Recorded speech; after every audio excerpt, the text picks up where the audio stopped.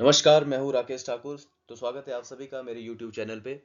तो दोस्तों हम एक नई सीरीज स्टार्ट कर रहे हैं जिस पे हम पूरे जीएस के जितने सब्जेक्ट हैं उनको टॉपिक वाइज और एमसीक्यू वाइज डिस्कस करेंगे। तो जैसे आज हम पॉलिटी स्टार्ट कर रहे हैं तो पहला टॉपिक जो हमारा है वो historical background of the Indian constitution, इसके बारे में डिस्कस करेंगे। आप किसी भी एग्जाम की तैयारी कर रहे हो जिस पे जीएस पूछा जाता है तो आप सभी के लिए बहुत इंपॉर्टेंट ये हमारे लेक्चर सीरीज जो है वो होने वाली है। तो सबसे पहले आपने क्या करना है, वीडियो को पॉज करके खुद से पहले एमसीक्यू के आंसर देने की कोशिश करनी है, और साथ साथ में अगर आप नोट्स भी बना रहे हो तो एट द एंड आपके पास प्रॉपर एक नोट्स जो है वो बन जाएंगे, जिसके बाद आपके रिवीजन करने के लिए बहुत ही हेल्पफुल जो है वो रहेगा। तो बढ़ते हैं आगे पहले क्वेश्चन की तरफ। तो पहला क्वेश्चन ये है कि which act known as the first step of the British government regulate to East India Company. तो ईस्ट इंडिया कंपनी को रेगुलेट करने के लिए जो पहला पार्लियामेंट्री स्टेप ब्रिटिश गवर्नमेंट उठाती है वो कौन सा है? तो regulating act, Pitt's India act, charter act, government of India act. तो देखो इसका जो आंसर है वो है यहाँ पे ऑप्शन नंबर ए। तो देखो होता क्या है यहाँ पे, जब हम बात करते हैं कंपनी के बारे में, मतलब ईस्ट इंडिया कंपनी के बारे में, तो फारुखशाह एक मुगल रूलर होता है। तो वो क्या करता है, कंपनी को कुछ ट्रेड प्रिविलेजेस जो है वो दे देता है। ठीक है, तो बहुत सारी ट्रेड प्रिविलेजेस मिलती है कि बोला जाता है कि कहीं पे भी ईस्ट इंडिया कंपनी के लोग जो है वो बढ़िया तरीके से ट्रेड कर सकते हैं। और इन्हीं ट्रेड प्रिविलेजेस को, जो फारुखशाह का जो फरमान होता है, इसको बोला जाता है मैग्ना कार्टा। ठीक है, Magna carta of the east India company, वो क्या हुआ, वो हुआ royal Farman of the Farrukhsiyar, जिसको दस्तक भी बोला जाता है। तो इन लोगों ने क्या किया, ईस्ट इंडिया कंपनी के लोगों ने इसका मिसयूज करना स्टार्ट कर दिया, प्राइवेट ट्रेड इन्होंने स्टार्ट कर दिया, जिसकी वजह से बहुत ज्यादा करप्शन जो है वो ईस्ट इंडिया कंपनी के अंदर हमें देखने को मिला। और इसी करप्शन को बेसिकली रेगुलेट करने के लिए यहाँ पे पहला एक रेगुलेटिंग एक्ट आता है। जो पहला पार्लियामेंट्री स्टेप है ब्रिटिश गवर्नमेंट के द्वारा भारत के अंदर, वो होता है रेगुलेटिंग एक्ट। ठीक है, तो ये चीज भी यहाँ पे आप लोगों ने ध्यान में रखनी है। बढ़ते हैं आगे। नेक्स्ट क्वेश्चन यहाँ पे पिट्स, जो पिट्स इंडिया एक्ट है इसको इंट्रोड्यूस किया गया था। ठीक है, अभी पिट्स इंडिया एक्ट कब इंट्रोड्यूस हुआ, तो पहले तो ये याद रखना है आप लोगों ने कि 1784 इस टाइम पीरियड पे ये आता है। पिट्स हैं कौन? तो पिट्स देखने को मिलते हैं जो ब्रिटिश प्राइम मिनिस्टर है, ये देखने को मिलेगा हमें। ये बेसिकली बोलते हैं कि कंपनी जो हमने भेजी थी, ब्रिटिश जो कंपनी थी ईस्ट इंडिया कंपनी, वो हमने भेजी थी किस लिए, ट्रेड करने के लिए। लेकिन हमने यहाँ पे देखा कि आफ्टर द बैटल ऑफ, ठीक है, एक बैटल होती है प्लासी की, वो होती है 1757 के अंदर। उसके बाद एक और बैटल हो जाती है, ठीक है, बक्सर की बैटल, तो ये हो जाती है 1764 में। तो उसके बाद होता क्या है कि कुछ पॉलिटिकल अफेयर्स भी ब्रिटिश वाले जो है, ब्रिटिश जो कंपनी है वो मैनेज करना स्टार्ट कर देती है। तो पिट्स जो प्राइम मिनिस्टर होते हैं वो बोलते हैं कि हमने यहाँ पे कंपनी जो भारत भेजी थी वो तो ट्रेड करने के लिए भेजी थी, उनको पॉलिटिकल अफेयर्स किस तरीके से मैनेज करने हैं ये थोड़ी ना पता होगा। तो वो क्या करते हैं, यहाँ पे डुअल कंट्रोल बेसिकली इंडिया के अंदर सेटअप कर देते हैं। एक ट्रेड करेंगे और दूसरा जो है वो क्या करेंगे, पॉलिटिकल अफेयर को मैनेज करेंगे। ठीक है, तो यह है पिट्स इंडिया एक्ट। नेक्स्ट है यहाँ पे, consider the following statement. Charter act के बारे में यहाँ पे स्टेटमेंट जो है वो दी गई है। तो देखो चार्टर एक्ट, पहले तो ये समझो यहाँ पे चार्टर एक्ट का मतलब होता क्या है।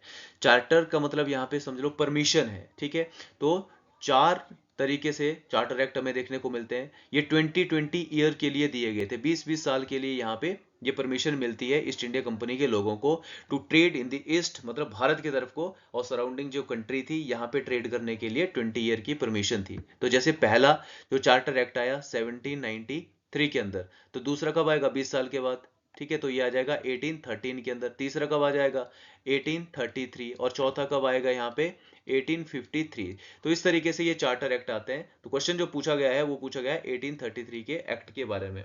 तो देखो यहाँ पे होता क्या है, क्या जो गवर्नर जनरल ऑफ बंगाल था इसको यहाँ पे रिप्लेस कर दिया गया है गवर्नर जनरल ऑफ इंडिया से। तो बिल्कुल पहली स्टेटमेंट यहाँ पे सही होती है, क्योंकि जो गवर्नर जनरल ऑफ बंगाल है उसको अब ज्यादा पावर यहाँ पे दे दी जाती है। और first governor general of India ये जो बनते हैं ये है यहाँ पे विलियम बेंटिक। ठीक है, he was the first governor general of India. उसके बाद हाँ देखो सेकंड स्टेटमेंट में यही लिखा हुआ है कि William Bentinck was the first governor general of India. तो दोनों ही स्टेटमेंट यहाँ पे सही है। ठीक है, ऑप्शन नंबर सी। नेक्स्ट अगर क्वेश्चन, मॉन्टेग्यू चेम्सफोर्ड रिफॉर्म ये किससे रिलेटेड है? तो कब आए, पहले तो ये ध्यान में रखो, 1919। मॉन्टेग्यू चेम्सफोर्ड, देखो ये दो नाम है यहाँ पे, एक है मॉन्टेग्यू एक है चेम्सफोर्ड।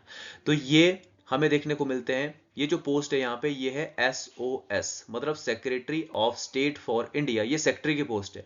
और चेम्सफोर्ड, ये कौन देखने को मिलता है, तो ये वॉइसरॉय की पोस्ट है। तो ये भी क्वेश्चन आपसे क्वेश्चन बन जाता है कि मॉन्टेग्यू चेम्सफोर्ड रिफॉर्म जो 1919 में आते हैं, ठीक है, ये क्या है, एक गवर्नमेंट ऑफ इंडिया एक्ट है, ठीक है। तो गवर्नमेंट ऑफ इंडिया एक्ट ये हमें देखने को मिलता है, और इस एक्ट के अंदर क्या प्रोविजन किए गए थे। अच्छा, ये क्वेश्चन ये पूछा गया तो किससे रिलेटेड है, तो बिल्कुल option number C, government of India act ये देखने को मिलेगा, जो कि 1919 के अंदर आता है। ठीक है, नेक्स्ट पे चलते हैं। द डबल गवर्नमेंट सिस्टम, जिसके अंदर board of control and court of directors, इनको खत्म कर दिया गया था, ठीक है, ये बाय विच एक्ट। तो देखो पहले तो ये समझो कि डबल गवर्नमेंट सिस्टम, अभी हमने पढ़ा लास्ट क्वेश्चन के अंदर कि डबल गवर्नमेंट सिस्टम ये चला था कहाँ पे, पिट्स इंडिया एक्ट आया था उस टाइम पीरियड पे। तो याद रखना कि डबल गवर्नमेंट सिस्टम या पिट्स इंडिया एक्ट में क्या प्रोविजन किए गए थे, तो establishment of board of control and court of directors, ठीक है, इनकी एस्टेब्लिशमेंट यहाँ पे की गई थी। तो देखो यहाँ पे ध्यान में रखो, इसके अंदर जो बोर्ड ऑफ कंट्रोल है 6 मेंबर हुआ करते थे, और कोर्ट ऑफ डायरेक्टर इस पे हमें देखने को मिलते हैं 24 मेंबर। अब यहाँ पे एक और चीज याद रखने, जैसे मैंने बोला कि भारत का जो कंट्रोल था यहाँ पे डिवाइड कर दिया गया था, ठीक है, डबल गवर्नमेंट सिस्टम, एक पॉलिटिकल और एक ट्रेड। तो कोर्ट ऑफ डायरेक्टर्स ये बेसिकली रिस्पॉन्सिबल थे, ठीक है, ट्रेड करने के लिए, मतलब east India company trade and commerce से रिलेटेड है। और बोर्ड ऑफ कंट्रोल आपको देखने को मिलता है जो कि डायरेक्टली मैनेज किया जाता था ब्रिटिश पार्लियामेंट की तरफ से। तो ये पॉलिटिकल अफेयर जो थे इसके लिए ये रिस्पॉन्सिबल है, ठीक है। तो इसको खत्म कब कर दिया गया, तो ये आता है गवर्नमेंट ऑफ इंडिया एक्ट, ये पहला गवर्नमेंट ऑफ इंडिया एक्ट होता है, ठीक है, 1958 के अंदर। और दूसरा आता है 1919 के अंदर, और तीसरा गवर्नमेंट ऑफ इंडिया एक्ट आता है 1935। तो याद रखना है, पहला 58, फिर 99 और 1935, ये गवर्नमेंट ऑफ इंडिया एक्ट है। चार्टर एक्ट अलग होते हैं, काउंसिल एक्ट अलग होते हैं, ठीक है। तो इसके अंदर ये चीजें जो है वो बेसिकली हमें देखने को मिली। And a new post created that is SOS, जैसे मैंने अभी आपको बताया secretary of state for India, ये वाली जो पोस्ट है ये कब यहाँ पे बनाई गई, तो ये बनाई गई यहाँ पे 1858 वाला जो एक्ट था इस टाइम पीरियड पे, ठीक है। नेक्स्ट है, was the first viceroy of India, तो पहला जो वाइसरॉय था भारत का, ठीक है, तो वो कौन देखने को मिलेगा, वो है कैनिंग। कैनिंग देखने को मिलता है कि जैसे होता यूं है कि 1857 ये रिवोल्ट होता है, और इस रिवोल्ट में भारतीय जो सैनिक होते हैं वो रिवोल्ट करते हैं, तो ब्रिटिशर्स की जो नींव होती है बेसिकली वो यहाँ पे हिल जाती है, और वो सोचने को मजबूर हो जाते हैं यहाँ पे कि इंडियन सिपाही या इंडियन इस तरीके का रिवोल्ट आगे भी कर सकते हैं, तो कुछ ना कुछ यहाँ पे चेंज करने की जरूरत हमें होती है। तो यहाँ पे होता क्या है कि वो जो इसके बाद जैसे 1858 का गवर्नमेंट ऑफ इंडिया एक्ट ये आता है यहाँ पे, ठीक है। इसके अंदर प्रोविजन किया गया जो ईस्ट इंडिया कंपनी है, ठीक है, ईस्ट इंडिया कंपनी, इससे जो पावर है, ठीक है, ये ट्रांसफर हो जाती है कहाँ पे, ब्रिटिश क्राउन पे, ठीक है। और जो ब्रिटिश क्राउन से डायरेक्टली रिस्पॉन्सिबल था बेसिकली वो है कौन, वॉइसरॉय, ठीक है। मतलब 1858 के अंदर वॉइसरॉय जो है वो हमें देखने को मिला, and the first viceroy that is Canning. Next question, question है यहाँ पे कॉम्युनल इलेक्टोरेट के बारे में, कि कब इंट्रोड्यूस किया गया। कॉम्युनल इलेक्टोरेट का मतलब है सेपरेट इलेक्टोरेट फॉर मुस्लिम। इसका भी सिंपल सा मतलब ये हुआ कि इलेक्शन में मुस्लिम ही खड़े होंगे और उनको वोट भी कौन देगा, मुस्लिम ही देंगे। तो ये प्रोविजन कब किया गया, तो ये प्रोविजन होता है क्या, काउंसिल एक्ट है या फिर मॉर्ले मिंटो रिफॉर्म है। तो बिल्कुल मॉर्ले मिंटो रिफॉर्म ये आपको देखने को मिलता है। अब ये इसकी भी जब हम बात करते हैं तो ये भी हमें क्या देखने को मिलेगा, एक इंडियन काउंसिल एक्ट, ठीक है। तो क्वेश्चन ये भी बन जाता है कि मॉर्ले मिंटो रिफॉर्म 1909 के अंदर ये किस टाइप का एक एक्ट देखने को मिलता है, तो ये है एक काउंसिल एक्ट। अब इनमें भी अगर हम बात करें, देखो मॉर्ले और मिंटो, तो मिंटो यहाँ पे वॉइसरॉय है और मॉर्ले कौन है, ये secretary of state for India, ये देखने को मिलेंगे, ठीक है। बढ़ते हैं आगे। Which act separated the provincial budget for the central budget for the first time, पहली बार यहाँ पे प्रोविंस और सेंट्रल इनका बजट जो है वो यहाँ पे, प्रोविंस का मतलब सिंपल सा समझ लो कि यहाँ पे बात हो रही है किसकी, स्टेट की, ये अलग कर दिया गया पहली बार। तो ये पहली बार अलग हुआ है, ठीक है, एक्ट ऑफ 1919 जो जिसको हम बोलते हैं गवर्नमेंट ऑफ इंडिया एक्ट, ठीक है। तो गवर्नमेंट ऑफ इंडिया एक्ट, इस पे ये प्रोविजन जो है वो किया गया था। इस पे होता क्या है, इस टाइम पीरियड पे ठीक है, डायकी सिस्टम जो है वो इंट्रोड्यूस किया जाता है, ठीक है। तो डाइकी सिस्टम यहाँ पे इंट्रोड्यूस किया गया। यहाँ पे बोला गया कि बेसिकली जो सेंट्रल लेवल है, ठीक है, और जो प्रोविंशियल लेवल है, इनको सेपरेट कर दिया गया। प्रोविंस और सेंट्रल, इनको अलग कर दिया गया, और सेंट्रल लेवल को यहाँ पे बाइकैमरलिज्म, मतलब दो हाउस यहाँ पे बना दिए जाते हैं, ठीक है, दो हाउस बना दिए गए यहाँ पे, ठीक है। तो इस तरीके से यहाँ पे बात की गई कि प्रोविंस के लिए अलग से बजट आएगा और सेंटर का जो है वो अलग से रहेगा। प्रोविजन है यहाँ पे 1919 वाला जो एक्ट है। नेक्स्ट है, the federal court of India was established in which year. तो फेडरल कोर्ट ऑफ इंडिया, इसको एस्टैब्लिश कब किया जाता है? तो ये होता है गवर्नमेंट ऑफ इंडिया एक्ट 1935, ठीक है। देखो, अब यहाँ पे अगर हम क्वेश्चन की बात करें, यहाँ पे पूछा है कि इस्टेब्लिश्ड इन विच ईयर। तो अगर हम इस्टेब्लिशमेंट की बात करें तो 1937 है, लेकिन अंडर विच एक्ट, ठीक है, तो under the government of India act 1935।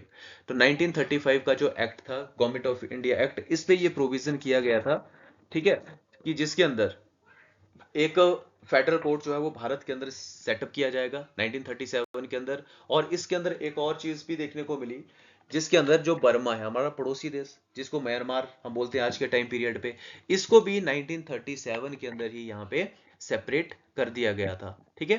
तो ये भी यहाँ पे चीजें आप लोगों ने ध्यान में रखनी है। नेक्स्ट अगर बढ़े आगे, क्वेश्चन है कि एक्ट ऑफ गुड गवर्नेंस किसको बोला जाता है? इनमें से कौन सा एक्ट ऐसा है जिसको एक्ट ऑफ गुड गवर्नेंस बोला गया?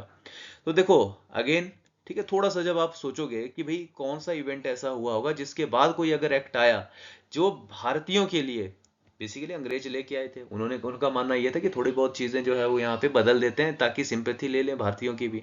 तो 1857 का रिवोल्ट हुआ, ठीक है, और इस रिवोल्ट के बाद फिर पहला first government of India act, ठीक है, ये आ जाता है। तो पहला गवर्नमेंट ऑफ इंडिया एक्ट ये कब आया? 1858 के अंदर, ठीक है। तो इसी को ही यहाँ पे बोला गया government of India act, act of good government, कि बढ़िया तरीके से काम करेंगे। क्यों? क्योंकि पावर अब ईस्ट इंडिया कंपनी से हमने ले ली है, ठीक है। अगेन यहाँ पे स्टेटमेंट वाइज क्वेश्चन है। क्वेश्चन है यहाँ पे कि चार्टर एक्ट 1833 के अंदर आया था, इसने खत्म कर दिया कंपनी की जो मोनोपोली थी, किस पे? चाय पे कंपनी की मोनोपोली यहाँ पे खत्म कर दी। पहली स्टेटमेंट ये है। दूसरी है, charter act 1833 ended the company monopoly over trade with China. पहली स्टेटमेंट बोल रही है कि भाई चाय पे जो ट्रेड था वो खत्म कर दिया, इसकी जो एकाधिकार था, मोनोपोली थी, और दूसरे में बोला गया कि चाइना के साथ जो ट्रेड था इस पे मोनोपोली खत्म कर दी।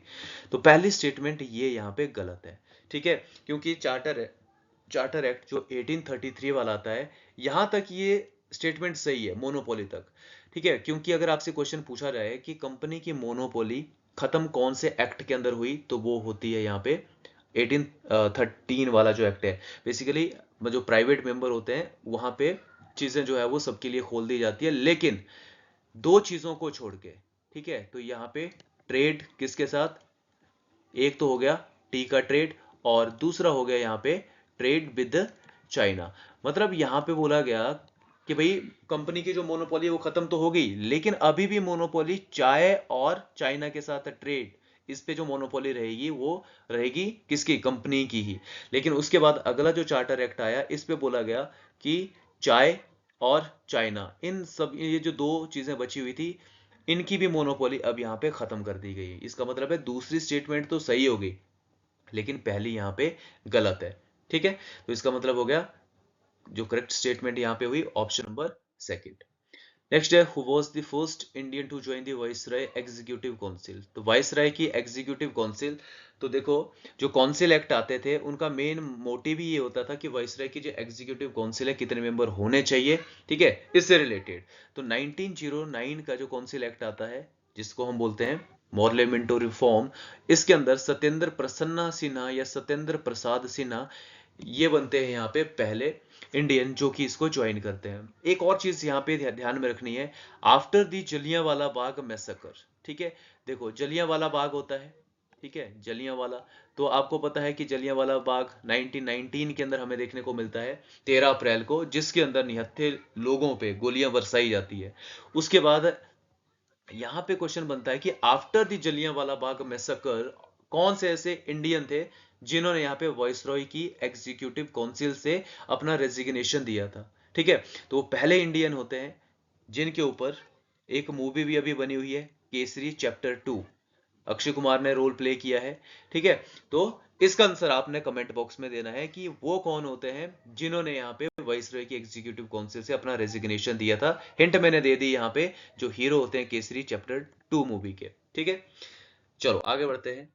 नेक्स्ट है यहाँ पे which act of the introducing the bicameralism. Bicameralism की बात की गई at the centre for the first time. पहले भी मैंने बताया आपको कि बाइकैमरलिज्म का सीधा सा मतलब यहाँ पे क्या है कि दो हाउस बनेंगे। ठीक है, टू हाउस। यहाँ पे जैसे आज के हम बात करते हैं कि हमारा पार्लियामेंट्री सिस्टम कैसा है, तो ये भी बाइकैमरलिज्म है, क्योंकि हमें देखने को क्या मिलता है, लोकसभा राज्यसभा, ये देखने को मिलता है। तो पहले क्या होता था, लेजिस्लेटिव असेंबली। ठीक है, लेजिस्लेटिव असेंबली, और दूसरा जो हमें देखने को मिलता है वो था काउंसिल ऑफ स्टेट। ठीक है, तो ये दो हाउस जो है वो देखने को मिले। तो लेजिस्लेटिव असेंबली इसको बोला गया यहाँ पे लोअर हाउस, और काउंसिल ऑफ स्टेट ये क्या है, ये है अपर हाउस। मतलब इस तरीके से जो प्रोविजन किया था वो था Montagu Chelmsford reform, and that is government of India act 1919। ठीक है, तो ये चीज भी थोड़ा सा ध्यान में रखो। नेक्स्ट आ जाओ, Simon commission. Simon commission, Simon commission appointed to review the functioning of. तो देखो यहाँ पे साइमन कमीशन किस चीज की रिव्यू करने के लिए भारत आया था।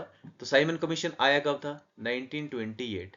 ठीक है, भारत जैसे ही यहाँ पे आता है तो इसको गो बैक साइमन इस तरीके से नारे लगाए जाते हैं, और इसी बीच में लाला लाजपत राय बहुत ज्यादा इंजर्ड होते हैं, सीरियस इंजरी जो है वो उनको आती है, और जिसकी वजह से उनकी डेथ हो गई। और उन्हीं की मौत का बदला लेने लिया था किसने, भगत सिंह ने। ठीक है, और उनके साथियों ने, जिसकी वजह से उनको बाद में फांसी दे दी गई थी। अब क्वेश्चन बनता है साइमन कमीशन भारत आया क्यों था। तो वो आया था अगेन यहाँ पे गवर्नमेंट ऑफ इंडिया एक्ट 1919। देखो जब गवर्नमेंट ऑफ इंडिया एक्ट 1919 आता है तो इस टाइम पीरियड पे प्रोविजन किए गए थे कि 10 साल के बाद एक रिव्यू कमीशन आएगा। ठीक है, 10 साल के बाद इन पॉलिसीज को रिव्यू करने के लिए एक कमीशन भारत भेजा जाएगा। अब यहाँ पे गो बैक साइमन क्यों बोला गया, क्योंकि सारे सारे के सारे जो मेंबर देखने को मिलते हैं, मतलब इसके अंदर 7 मेंबर थे और सारे के सारे कैसे थे, सारे के सारे जो है वो व्हाइट देखने को मिलते हैं हमें। ठीक है, अब यहाँ पे विरोध इसलिए हुआ कि आया किस लिए, इंडियंस के लिए आ रही है यहाँ पे, पॉलिसीज को देखने के लिए, रिव्यू करने के लिए, लेकिन इसके अंदर एक भी भारतीय नहीं है, इसलिए यहाँ पे इसका विरोध जो था वो किया गया था। ठीक है, next question, under the government of India act 1935 residuary power. ठीक है, ये किसको दी गई थी। तो पहले तो ये चीज यहां पे समझो कि रेजिड्री पावर, ठीक है, होती क्या है। रेजिड्री पावर का मतलब ऐसा होता है कि जैसे आपने सुना होगा कि भाई एक जो होती है वो होती है यूनियन लिस्ट, एक होती है स्टेट लिस्ट, और एक होती है कंकरेंट लिस्ट। 3 तरीके की लिस्ट जो है वो हमें देखने को मिलती है। इसका सीधा सा मतलब है कि नेशनल इंपॉर्टेंस के जितने भी सब्जेक्ट हैं उनके ऊपर लॉ बनाने का जो अधिकार है वो किसके पास है, यूनियन गवर्नमेंट के पास है, और वो यूनियन लिस्ट के सब्जेक्ट है, जैसे डिफेंस हो गया, करेंसी हो गया, रेलवेज हो गया। ठीक है, इस तरीके की चीजें। स्टेट की बात करते हैं, स्टेट इंपॉर्टेंस के जितने भी सब्जेक्ट हो गए, ठीक है, वो स्टेट लिस्ट के अंदर आएंगे। ठीक है, और दूसरा यहाँ पे कॉन्करेंट लिस्ट की बात करते हैं कि कॉन्करेंट लिस्ट में क्या आएगा, तो इसके ऊपर लॉ बनाने का अधिकार यूनियन गवर्नमेंट को भी होता है और स्टेट गवर्नमेंट को भी होता है, दोनों लॉ बना सकते हैं। लेकिन अगर लॉ के अंदर कंफ्लिक्ट अगर हुआ तो यहाँ पे किसके लॉ को प्रायोरिटी मिलेगी, तो वो मिलेगी यूनियन के लॉ को। ठीक है, सेंट्रल जो लॉ होगा उसको। अब देखो यहाँ पे क्वेश्चन बनता है कि भाई रेजिड्यूटरी पावर क्या है। रेजिड्यूटरी पावर का मतलब ये हुआ कि ऐसी पावर या ऐसे सब्जेक्ट जो इन तीनों ही लिस्ट में नहीं होते हैं, ठीक है, उनको बोलते हैं यहाँ पे रेजिड्यूटरी पावर। जैसे फॉर एग्जांपल इसको भी आसान भाषा में समझो कि ये जो लिस्ट बनी यहाँ पे यूनियन स्टेट कॉन्करेंट, ये तो बहुत पहले बन गई थी, 1935 के अंदर ये प्रोविजन किया गया था इस तरीके की लिस्ट बनाने का। ठीक है, तो अब यहाँ पे उस टाइम पीरियड पे तो सब्जेक्ट थे जिनको डिवाइड कर दिया, लेकिन आज के टाइम पीरियड पे जैसे मान लो आज के टाइम पीरियड पे आपको एआई से रिलेटेड चीजें देखने को मिलेगी, आर्टिफिशियल इंटेलिजेंस या फिर साइबर क्राइम से रिलेटेड चीजें देखने को मिलेगी। उस टाइम पीरियड पे तो ये नहीं थी। तो आज जब ये चीजें जब आ रही हैं, ठीक है, तो उनके ऊपर लॉ बनाने का जो अधिकार है आज पे ये होता है हमारी पार्लियामेंट को। तो ध्यान में रखना है कि लॉ बनाने का अधिकार जो रेजिड्यूटरी पावर पे है ये पार्लियामेंट को होता है, लेकिन उस टाइम पीरियड पे किसके पास था, ठीक है, 1935 में, तो ये है वाइसरॉय। ठीक है, गवर्नर जनरल, वाइसरॉय बोलो या गवर्नर जनरल। ठीक है, वाइसरॉय की पोस्ट की जब हम बात करते हैं, ठीक है, क्योंकि जब 1858 का जब हमें देखने को मिला गवर्नमेंट ऑफ इंडिया एक्ट, तो उस टाइम पीरियड पे गवर्नर जनरल की जो पोस्ट थी वो वाइसराय की पोस्ट बना दी थी। नेक्स्ट आ जाओ आगे। The Indian independence act of 1947, इसको खत्म कर दिया, abolished the office of viceroy. यहाँ पे बोला गया है इंडियन इंडिपेंडेंस एक्ट के बारे में कि इसने खत्म कर दी थी यहाँ पे वाइसराय की जो पोस्ट थी, ठीक है, ऑफिस था। It provided two separate dominion, India और पाकिस्तान बनाने की बात की गई थी गवर्नमेंट ऑफ, ये जो इंडिपेंडेंस एक्ट आता है और ये आता है माउंट बैटन के टाइम पीरियड पे, ठीक है। तो बिल्कुल यहाँ पे वाइसरॉय की जो पोस्ट थी वो खत्म हो गई थी, बिल्कुल सही स्टेटमेंट है। देखो वाइसरॉय का सीधा सा मतलब था जो मैंने आपको पहले बताया कि क्राउन के प्रति उसकी जिम्मेदारी जो है देखने को मिलती है, ठीक है, directly controlled by the crown. तो ये तो खत्म हो गया यहाँ पे 1947 के अंदर। उसके बाद जैसे 1947 के बाद भी अगर आपको देखने को मिलेंगे कि सी राजगोपालाचारी वो भारत के या ओनली इंडियन जो कि गवर्नर जनरल रहेंगे, तो उनको हम वाइसराय नहीं बोलते हैं क्योंकि वाइसराय जो तो वो पहले ही थे और क्राउन के प्रति जिम्मेदारी उनकी होती थी, ठीक है। वाइसराय की पोस्ट खत्म होगी, गवर्नर जनरल ही इसके बाद देखने को मिलेंगे।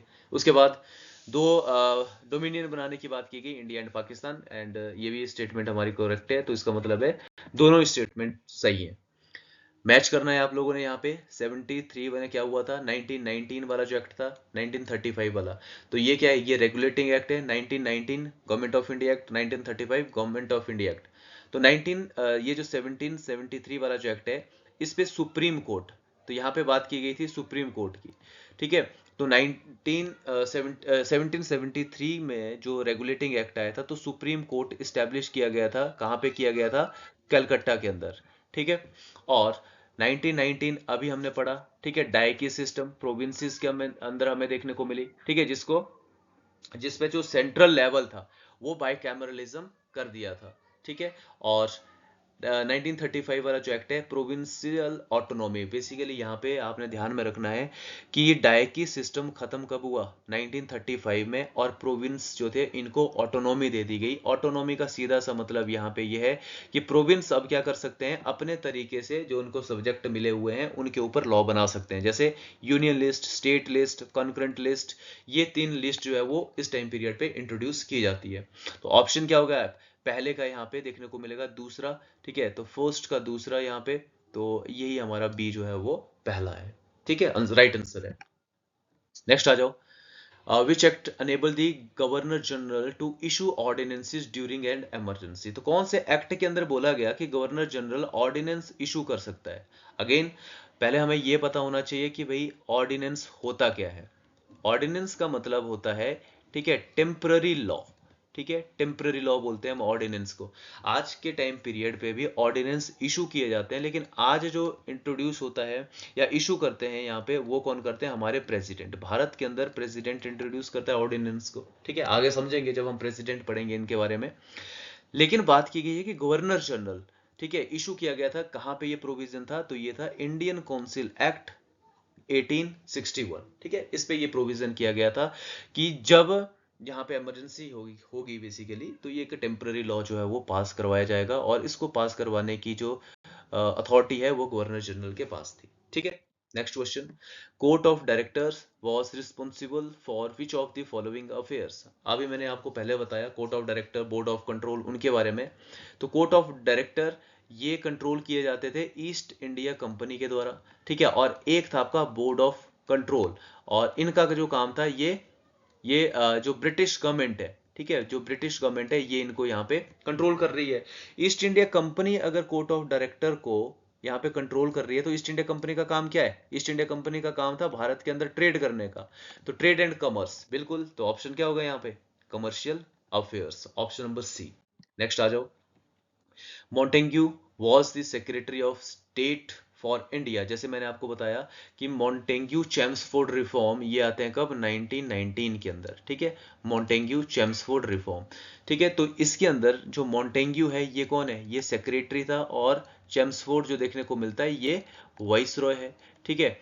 तो इससे बोला कि Montagu was the secretary of the state, बिल्कुल सही है। मिंटो वॉज द वाइसरॉय, तो ये 1909 के अंदर क्या आते हैं, मॉर्ले मिंटो रिफॉर्म आते हैं, मॉर्ले मिंटो। तो यहाँ पे भी हम क्या समझेंगे, यहाँ पे भी मॉर्ले कौन हो गया, Morley secretary of the state for India, Minto कौन होगा, ये वाइसरॉय होगा। तो दूसरी स्टेटमेंट भी सही है। तीसरा है Morley Minto reform introduce federalism. अब देखो फेडरलिज्म भी आपको वर्ड समझना पड़ेगा। फेडरलिज्म का मतलब ये है कि भाई डिस्ट्रीब्यूशन ऑफ पावर, ठीक है, प्रोविंस और सेंटर के अंदर पावर डिस्ट्रीब्यूट हो चुकी है। और डिस्ट्रीब्यूट कैसे होगी? डिस्ट्रीब्यूट होगी कि उनको परमिशन मिलेगी कि जो तुम्हें सब्जेक्ट मिले हुए हैं उनके ऊपर आप लॉ अपने तरीके से बना सकते हो। जैसे अगेन यहाँ पे union list, state list, concurrent list, इनकी बात की गई है। और ये कब इंट्रोड्यूस हुए? 1935 के अंदर। इसका मतलब है ये मॉर्लेमेंटो तो 9 के अंदर आया है, तो ये स्टेटमेंट यहाँ पे गलत है। तो पहली और दूसरी ये दो ही स्टेटमेंट यहाँ पे सही है। बढ़ते हैं आगे। किस एक्ट को बोला गया है blueprint of the Indian constitution? इसका सीधा सा मतलब ये हुआ कि मैक्सिमम, ठीक है, पार्ट डेराइव्ड फ्रॉम 1935, ये वाला जो एक्ट है यहां से हमने लिया है गवर्नमेंट ऑफ इंडिया एक्ट 1935। इसलिए इसको ब्लूप्रिंट जो है वो कॉन्स्टिट्यूशन का बोला गया है, क्योंकि सबसे ज्यादा जो मटेरियल हमने उठाया है वो इधर से उठाया है। देखो जब हमारा कॉन्स्टिट्यूशन बना था तो हमने बहुत सारी जगह से कॉपी एंड पेस्ट करने का काम किया है, ठीक है। बहुत जगह जगह पे अपने लोग जो थे भेजे, बोला, बताया कि बताओ यूएसए में क्या खास बात है, यूके में क्या बढ़िया बढ़िया चीजें हैं, कनाडा में क्या है, आयरलैंड में क्या है, साउथ अफ्रीका, जापान, रशिया, मतलब जगह जगह से हमने इकट्ठा किया सारा, ठीक है। और उसके बाद हमने अपना कॉन्स्टिट्यूशन जो है वो बनाया है। लेकिन सबसे ज्यादा जो पार्ट हमने उठाया वो है 1935 वाला एक्ट, इसलिए इसको बोला गया यहाँ पे blueprint of the constitution. Next है who was the first suggest to need a constituent assembly? एक संविधान सभा होनी चाहिए स्वतंत्रता के बाद, इंडिपेंडेंस के बाद। ये किसने बोला सबसे पहले? तो ये है M N Roy. M N Roy ने ये सजेशन दिया था 1934 के अंदर। ये भी चीज आप लोगों ने ध्यान में रखनी है। नेक्स्ट है which of the following was the first governor general of Bengal? तो बंगाल का जो पहला गवर्नर जनरल होता है ये कौन होता है? इसका आंसर आप लोगों ने कमेंट बॉक्स में देना है, ठीक है, कि बंगाल का पहला गवर्नर जनरल होता कौन है। तो ये हमारा पहला जो टॉपिक था बेसिकली ये हमारा यहाँ पे कंप्लीट होता है, ठीक है। तो ज्यादा लंबी वीडियो आप लोगों की रहेगी नहीं, ठीक है। तो इसी तरीके से वीडियो रहेगी। और अपडेट के लिए फॉलो कर सकते हैं आप मुझे इंस्टाग्राम पे, ये मेरी इंस्टाग्राम आईडी है। जय हिंद।